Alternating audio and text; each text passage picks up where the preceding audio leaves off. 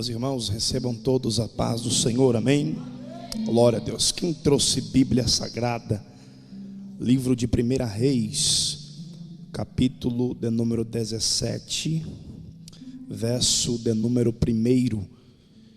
Enquanto os irmãos o localizam, eu quero glorificar a Deus pela oportunidade de estar pela primeira vez pregando neste congresso, Conferência Missionária Casa dos Pregadores, a quarta, e a primeira vez que estou pregando neste congresso. Desde já quero louvar a Deus pela vida do pastor Tojo, toda a sua família, todos os obreiros da Casa dos Pregadores, meus sinceros agradecimentos. Deus seja louvado por cada amigo que se faz presente nessa noite.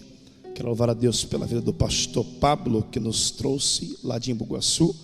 Glória a Deus pela vida dos meus amigos pregadores ilustres, Moisés Castro, evangelista Valdo Gideões. Cadê o Valdo? Glória a Deus. Valdo está por aí? Cadê o Valdo? Deus abençoe a vida do Valdo. Irmãos, há um na casa. Louvo a Deus pela vida do meu amigo Messias, pregador, tocador, cantor. E olha o nome dele, irmãos, Messias de Nazaré. Diga glória a Deus. Aleluia. Queridos, capítulo 17, verso 1 do livro de 1 Reis. Glória a Deus. Capítulo 17, verso 1. Quem encontrou, diga amém. Diz assim: então Elias, o tesbita, morador de Gileade, disse a Acabe: vive o Senhor Deus de Israel, perante cuja face eu estou, que nesses anos nem orvalho e nem chuva haverá, senão por meio de minha palavra. Coloque a Bíblia em sua cadeira, curva a sua cabeça. Deus, Senhor, nós fizemos menção da sua poderosa palavra. Senhor, neste tempo que nos é permitido, eu peço ao Senhor, manifeste a tua presença no nosso meio, manifeste a sua glória de uma forma poderosa, Pai. Senhor, que neste momento eu diminua, que o Senhor cresça, que o Senhor apareça nesse lugar, Pai, porque nós sentimos a sua presença neste culto.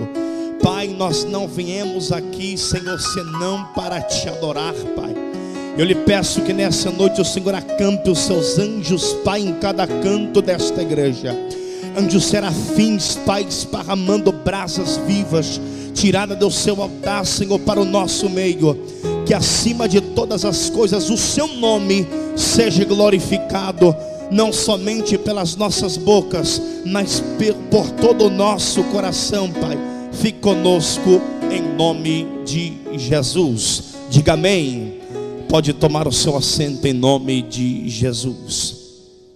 Queridos, glória a Deus. Elias é um profeta levantado por Deus. Deus levanta este homem por nome Elias, o tesbita. E se nós lermos capítulos anteriores, nada se falará acerca deste profeta, mas nós sabemos que Elias, Deus o levanta em um período em que Israel estava em sua melhor hora, a sua melhor trajetória econômica, porque a Bíblia diz que o reino norte e o reino sul se dividem. Judá, a saber, o reino sul, com a sua capital em Jerusalém, e o reino norte com Israel, com a sua capital em Samaria. Nós sabemos que na época em que Deus levanta este homem por nome Elias, o rei de Israel é um homem chamado Acabe. Este homem casa com uma mulher idólatra, com uma mulher pagã. O nome dessa mulher se chama Jezabel. Todos nós conhecemos a história, que eles vão prestar culto ao deus Baal. Aleluia. O texto diz que do nada, de repente, Elias surge com autoridade e com ousadia. Eu acho interessante esse texto, porque Israel estava em sua melhor hora econômica. A economia estava falando mais alto. A economia estava falando mais alto. Porque quando eu vejo essa história, eu vejo que eles alcançaram o status de economia maior entre os povos. Israel era um povo conhecido, Israel era um povo que tinha nome. A maior responsabilidade de um homem de Deus, a maior responsabilidade de um profeta chamado por Deus, não é pregar o que o homem quer que ele pregue. A maior responsabilidade de um profeta é pregar o que Deus manda. Elias se levanta e com autoridade ele olha para o rei de Israel, Acabe, e diz: não haverá chuva e nem orvalho do céu, senão segundo a minha palavra. Aleluia. Nós vemos Elias iniciando o seu ministério do nada, do anonimato. Aleluia. Israel estava em sua hora econômica. Hoje em dia nós vivemos em uma geração aonde a economia financeira fala mais alto. Nós vivemos em uma geração aonde o status fala mais alto. Nós vivemos em uma geração aonde a mídia, o nome fala mais alto. Aleluia. Mas eu olho para a Bíblia e vejo que não é preciso de mídia para Deus usar profeta. Não é preciso ter nome para Deus usar na terra. Aleluia. Quando eu olho para a Bíblia Sagrada, no livro de 1 Samuel, no seu capítulo de número 4, eu vejo uma guerra entre os filisteus e o povo de Israel. Naquela época estava exercendo o sacerdócio um homem chamado Eli. A Bíblia diz que os seus 2 filhos, Ofni e Finéias, eram responsáveis por receber a oferta do povo a Deus. O texto sagrado diz que um dia Israel está em uma batalha contra os filisteus. A Bíblia diz que naquele dia os filisteus feriram Israel e Israel caiu ao chão. 4.000 homens feridos. Alguém no meio do campo de batalha se levanta e diz: nós precisamos trazer a arca da aliança de Deus, que simboliza a presença do Senhor na terra, porque aonde a arca chegava, eles reconheciam que o Deus de Israel estava no lugar também. Aleluia. A Bíblia diz que quem traz a arca é Ofni e Finéias, homens que quando o povo ofertava as suas ofertas para Deus, eles tiravam o melhor para si e davam o resto para Deus. Aleluia. A Bíblia diz que agora, quando esses 2 homens chegam no campo de batalha com a arca da aliança de Deus, os filisteus se atemorizaram, porque reconheceram que a arca estava no meio do povo. O povo de Israel era um povo com nome, sim. O povo de Israel era um povo conhecido, sim. Mas qual era o contexto de Israel? 2 homens responsáveis pelo sacerdócio, que faziam o mal aos olhos de Deus. A Bíblia diz que quando eles chegaram no campo de batalha, o Senhor permitiu que os filisteus ferissem 30.000 homens de Israel. Pregador, o que é que você quer dizer com isso? Não adianta ter nome, não adianta estar na mídia, não adianta pregar por status e a presença não estiver em mim. Oh glória, deixa eu falar, não adianta eu estar na presença e a presença não estar em mim. Oh aleluia, aleluia. Levante a mão direita nessa noite. Deixa eu falar uma coisa. Aleluia, aleluia, algo que é maior do que status, há algo que é maior do que mídia, há algo que é maior do que dinheiro. O que é, pregador? É a presença dele, é a presença dele. Eu já estou sentindo a presença dele nessa noite. Quem acredita que ele está aqui e está sentindo a presença dele também, levanta as 2 mãos para adorar, porque o leão da tribo de Judá já chegou na casa. Pela mara séria, não é preciso ter nome, não é preciso estar na mídia para Deus usar. Por quê? Porque Elias surge do anonimato. Elias não tinha nome, Elias não tinha mídia, mas o que ele tinha? Unção e autoridade vindo de cima. Era bacana. estamos vivendo uma época, pastor Bento, que a economia financeira tem falado mais alto. Quem tem mais, aleluia, pode mais. Quem tem o melhor carro prega mais. Estamos vivendo uma época de mercenários que estão usufruindo da igreja para aquecer na mídia, em status. Mas eu prefiro perder a agenda e continuar pregando a palavra, continuar pregando a verdade.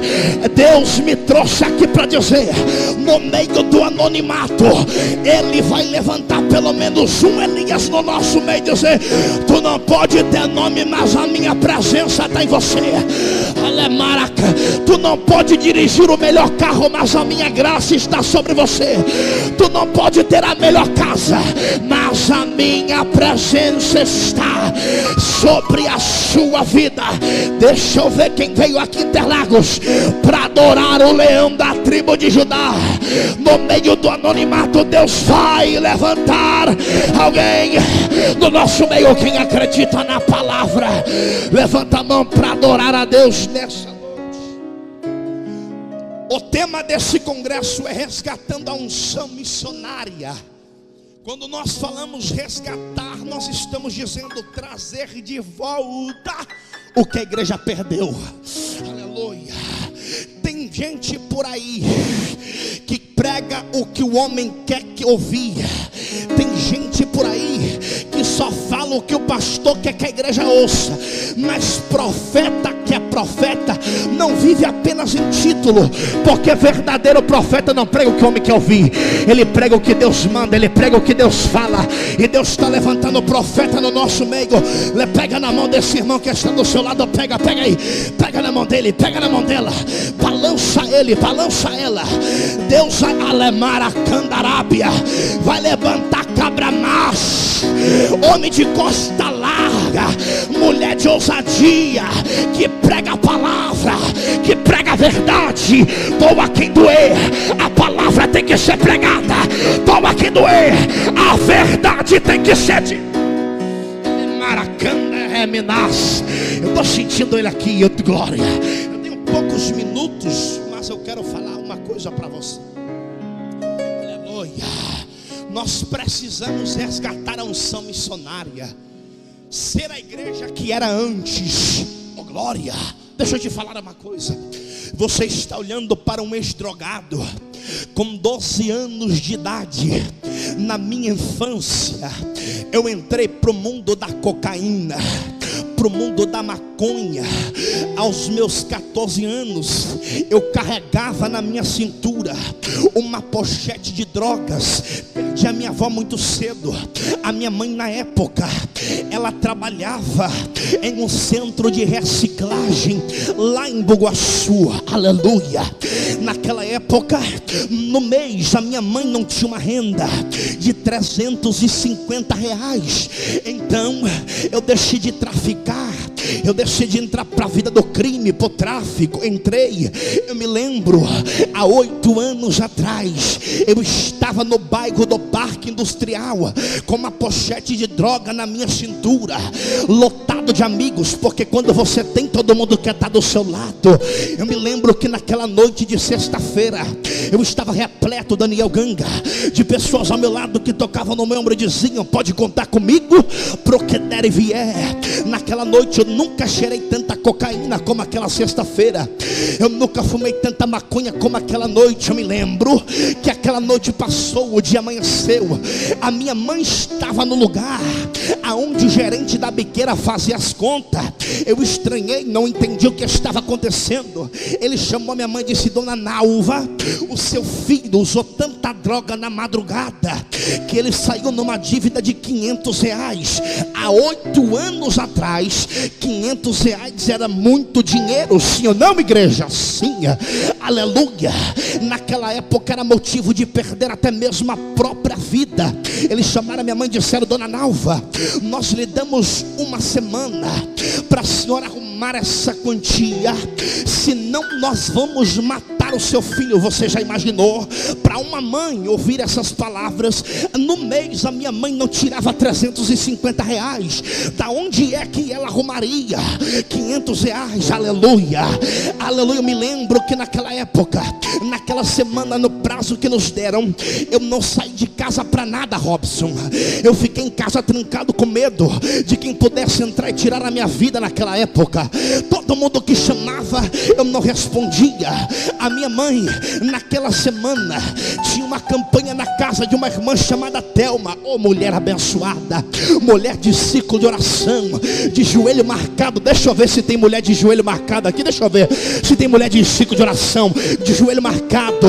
Havia uma campanha pela minha vida, e todas as noites, das 21 horas, às 21h30, a minha mãe chegava em casa chorando e dizendo: Deus, visita o meu filho e dá mais uma oportunidade para ele.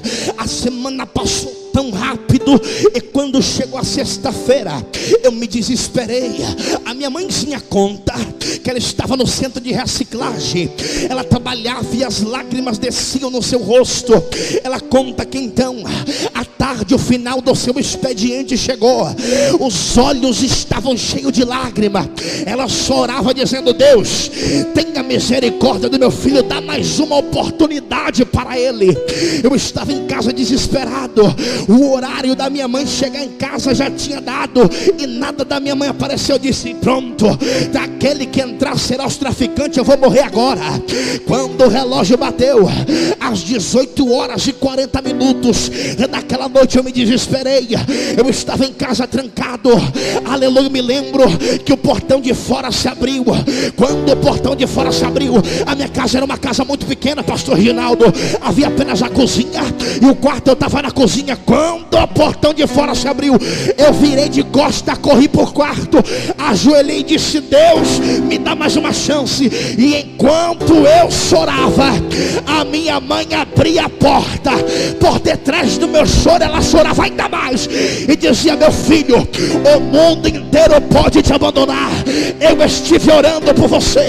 Quando a minha mãe entrou no quarto, os traficantes invadiram a minha casa, olharam para ela e disseram: viemos pegar teu filho. A minha mãe conta que no meio de uma sacola de lixo não tinha 500, tinha R$600. Ela olhou para ele e disse: o meu filho é promessa e ele não vai morrer. Não vai, não vai. Levanta a mão, levanta a mão, levanta a mão. Maia, me dá aquela baio. Eu estou sentindo Deus, e Deus está dizendo: eu vou trazer de volta a unção que salva vidas, a unção que transforma, a unção que liberta. Recebe agora, agora. Pega, pega, pega. Ele desceu na casa da Maia, ela vai candaranha, para canduria. Eu estou sentindo ele aqui. O leão desceu, desceu, desceu. Pega, pega, pega, pega. Vai descer uma labareda. Se você vem adorar, recebe a palavra agora. Alabacandaranha. Nossa, eu encerro agora uma missionária. Por isso que eu falo, nome não é tudo, título não é tudo. Eu estava na favela, no meio de uma viela. Ela passou e olhou e disse para mim: este daí vai morrer igual aos outros. É sepultura. É por isso que eu gosto de simplicidade, humildade. Uma irmã de ciclo de oração, sabe aquelas do saião até o pé, na machúria, Daniel Ganga, com a havaiana simples, na abacalaçúria. Eu estava na viela. Pensa uma autoridade. Ela apontou o dedo bem para minha cara e disse: meu filho, tu vai ser pregador da minha palavra. Vai ser pregador da minha palavra. Levanta a mão e encerra agora. A promessa de Deus está de pé na sua vida. Ele alcança a tua casa hoje. Ele te levanta do anonimato hoje. Aplauda Jesus de Nazaré. Bendito é o Cordeiro de Deus.